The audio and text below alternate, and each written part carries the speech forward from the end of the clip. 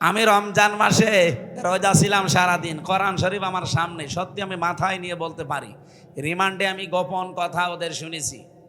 ওরা নিজেরাই বলছিল, এই যে আসাদুজ্জামান কাউন্টার টেররিজমের আর মনিরুল ইসলাম, আমার দায়িত্বে যারা ছিল, আসাদুজ্জামান, আব্দুল মান্নান, শেখ ইমরান, এই মানুষগুলো আমি নিজে দেখেছি। ওরা বসে বসে বলা কাওয়া করছে যে এইভাবে আর কত দিন, আর কত মানুষকে এভাবে ফাঁসাবো, নিজেরা বলছিল।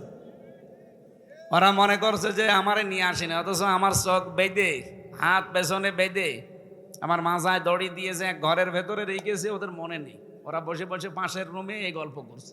সবগুলো আমি ওই দিন শুনেছি। আপনার বিশ্বাস না হলে একটা পুলিশকে ধরে একা একা জিজ্ঞেস করেন, ওরা বল। এগুলো সব বানানো নাটক ছিল, কারণ নাটক লিখতো যে মহিলা, সে মহিলা পালিয়েছে। আর এই নাটকগুলো যারা মঞ্চস্থ করতো, তারা এখন সবই পালিয়েছে। এই জন্য এদেশে আর জঙ্গি নেই।